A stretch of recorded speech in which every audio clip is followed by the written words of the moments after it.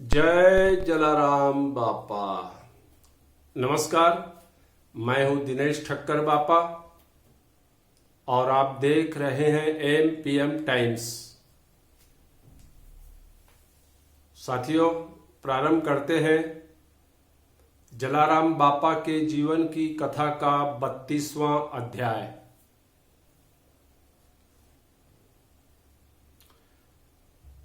उन दिनों सौराष्ट्र का सागर तटीय क्षेत्र गुजरात का प्रसिद्ध अंतर्देशीय व्यापारिक इलाका माना जाता था।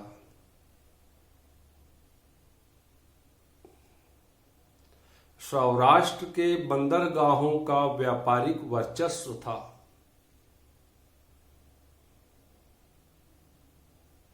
जोड़िया पोर्ट भी इनमें से एक था। यहां अमरचंद नाम का एक सेठ रहता था। साहसिक सामुद्रिक व्यापारी के रूप में उसकी बेहद ख्याति थी।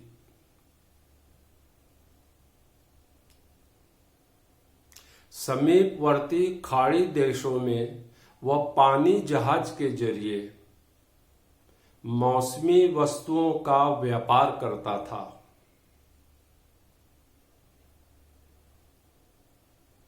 एक बार अमरचंद पानी जहाज में मौसमी माल भरकर अपने कुछ कर्मचारियों के साथ बसरा के लिए निकल पड़ा।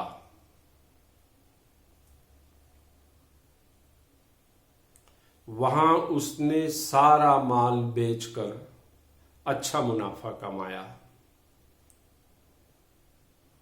वापसी के वक्त उस रकम के एवज में उसने बसरा से विभिन्न मसाले खरीदे।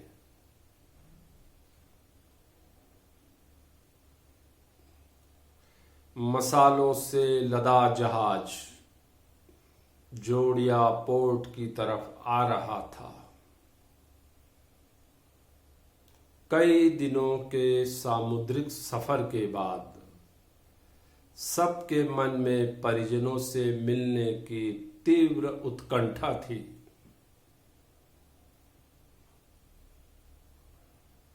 समुद्र की हवाओं के खुशनुमा थपेड़े और समुद्री परिंदों के कलरव से सेठ अमरचंद सहित सबका मन प्रफुल्लित था।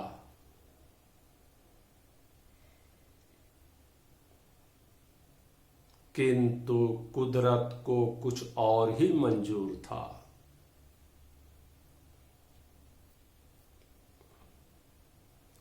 जोड़िया पोर्ट अभी भी 10 मील दूर था।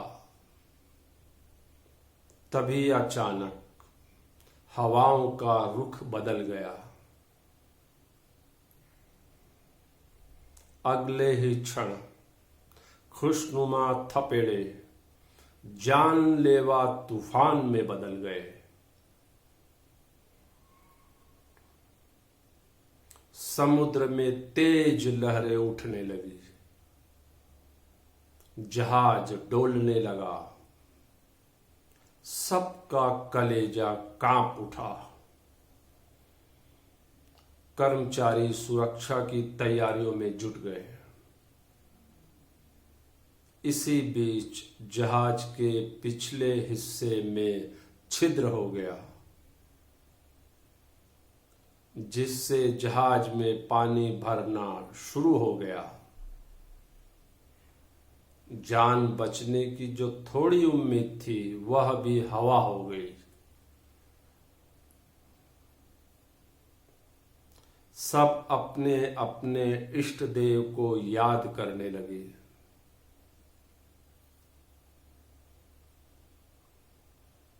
सामुद्रिक सफर में सेठ अमरचंद्र की उम्र बीतने को आई थी। कई झंझावातों को उसने साहसिक पूर्वक झेला था। लेकिन इस तरह मौत उसके सामने कभी नहीं मंडराई थी।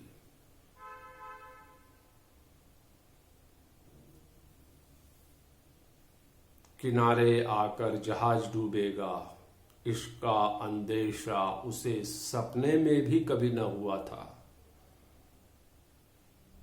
दरिया देव की प्रार्थना भी असर नहीं दिखा रही थी। अब उसे लग रहा था कोई चमत्कार ही सबकी जान बचा सकता है।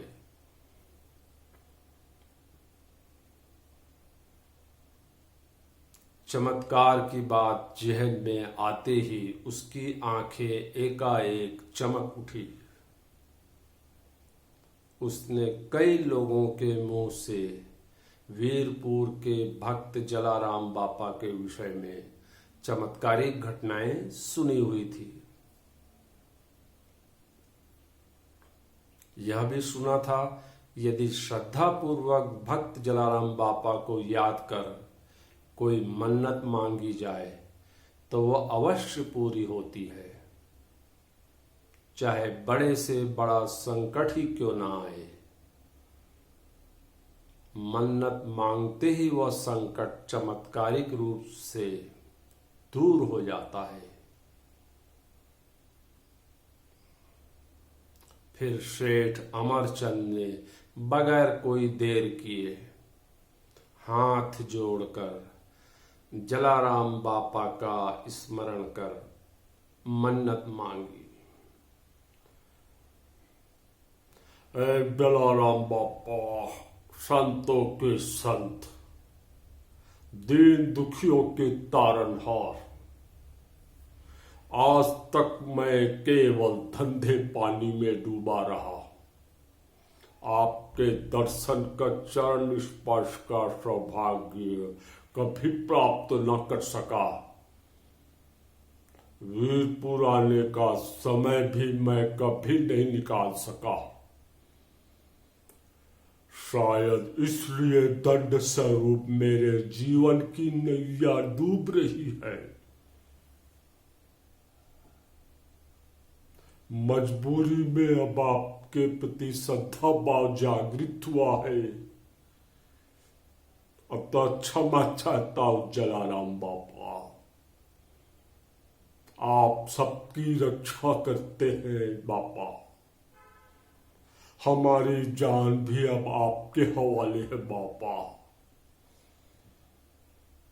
बापा, हमारा डूबता जहाज यदि सकुशल किनारे पहुंच गया तो मैं वीरपुर आकर सदाव्रत अन्नदान के लिए 40 बोरी चावल पतला वाला भेंट करूंगा बापा। फिर सेठ अमरचंद आंख बंद कर जलाराम बापा की प्रार्थना करता रहा।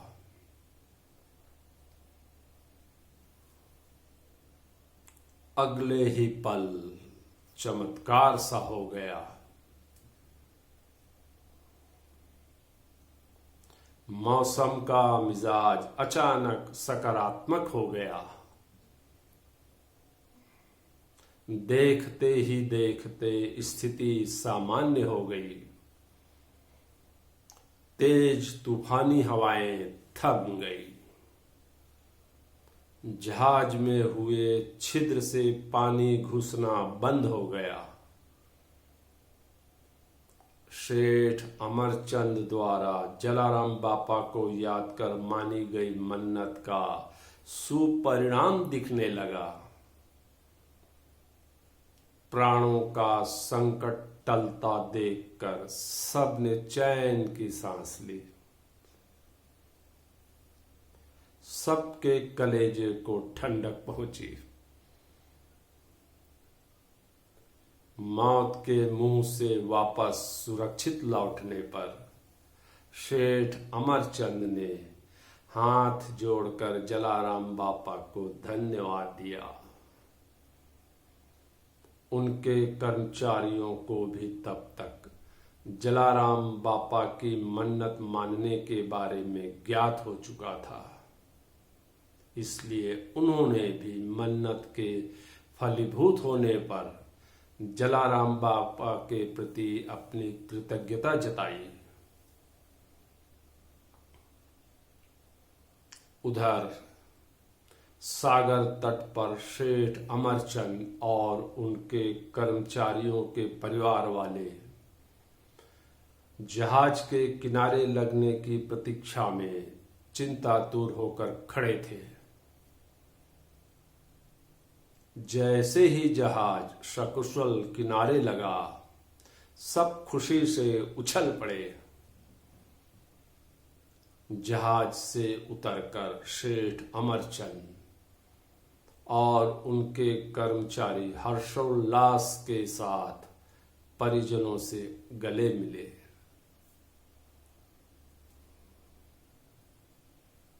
आज नया जीवन मिलने पर उनकी खुशी दुगनी थी।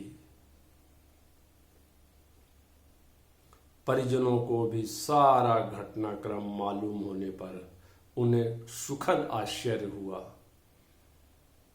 फिर सब ने जलाराम बापा के जयकारे लगाए, जय जलाराम बापा, जय जलाराम बापा। सेठ अमरचंद द्वारा लाया गया सारा सामान जहाज से उतारकर कर्मचारियों ने उसे गोदाम में पहुंचा दिया। सब लोग बस्ती पहुंचे। फिर सकुशल वापसी होने की खुशी में रात को जश्न मनाया गया। पूरी बस्ती में जलाराम बापा की चमत्कारिक शक्ति की चर्चा होने लगी। मन्नत के फलने पर लोगों में जलाराम बापा के प्रति श्रद्धा और भी बढ़ गई।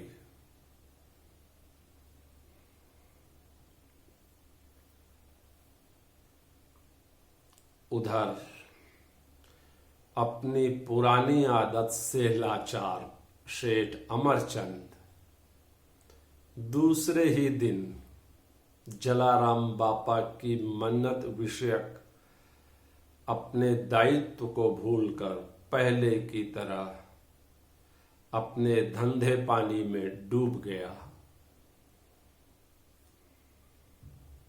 मन्नत फलीभूत होने के एवज में 40 बोरी पतला अनाज जलाराम बापा के सदाव्रत अन्नदान कार्य हेतु वीरपुर भेजने में वह अब टाल मटोल करने लगा। मौत का संकट झेल चुके कर्मचारियों द्वारा जब इस संदर्भ में याद दिलाया जाता उन्हें, तो वह सेठ लापरवाही पूर्वक कहता, भेज देंगे, चावल भेज देंगे, ऐसी भी क्या जल्दी है?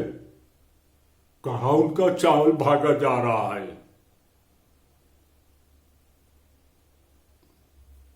सेठ का यह स्वार्थी और अशिष्ट जवाब सुनकर कर्मचारी हैरान होकर चुप रह जाते।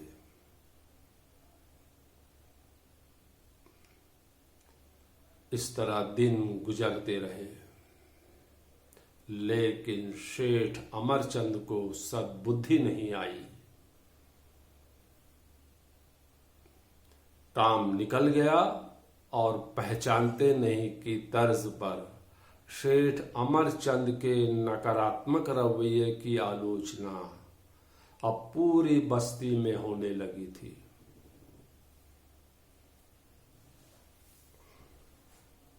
तो साथियों, अगले अध्याय में फिर मुलाकात होगी।